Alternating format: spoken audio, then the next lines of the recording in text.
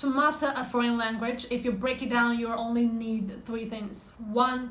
Sufficient comprehensible input. 2. Constant output. 3. Valid feedbacks. Now let's see what a language learning school can offer. Some input, yes, they do offer us some input, but this is not necessarily high quality. It all depends on the qualifications and professionalism of the teacher. They offer us an external force that urges output from us. And I can give them credit for this because yes, they do. If you sign up for a course, you will definitely have to do something, do some homework. And they offer you feedbacks and some techniques. So if we compare what we need with what they offer, we can see that they do touch upon basically all the things we need to master English, but only very insufficiently.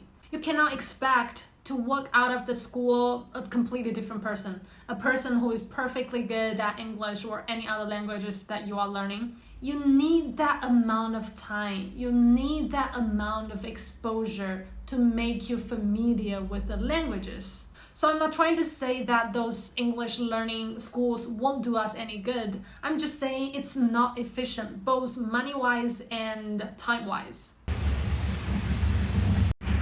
I'm finally out. Let me explain a little bit about comprehensible input put forward by the linguist Stefan Krashen, I believe. It's basically a content in a foreign language that you can understand, like literally. But this understanding doesn't have to be achieved by understanding all the words and structure of that content. It only matters that you get the message. I will give you an example after I get off this cable. 이것은 책입니다. 이것은 저의 가방입니다. Now if you cannot understand Korean, you won't be able to understand what I was saying. But now with my gesture, you can see.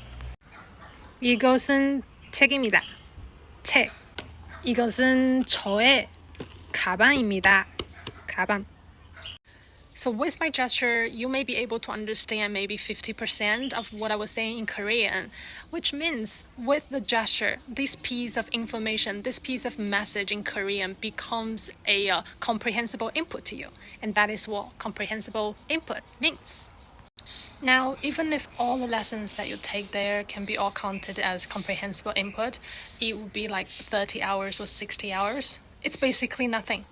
And if you then force yourself to produce output without actively learning from comprehensible input, the quality of your output will be largely static. So my suggestion to learn a foreign language is to count on yourself, okay? To teach yourself. But I'm not an authority or anything. I'm just speaking from my own experience. So take it with a grain of salt, okay? I suppose you can firstly find out how much time you can spend on learning English each day. Secondly, make plan as to what you are going to do with the time, how to balance your input and output, and adhere to the plan. Thirdly, find yourself a tutor who you can get solid feedbacks from, because feedbacks is as much important as practice itself, okay? Relying entirely on one's own is a tricky thing because you may not be able to detect the mistakes that you were making during producing any language output, and maybe you will have some problems with English, but you don't know it yourself.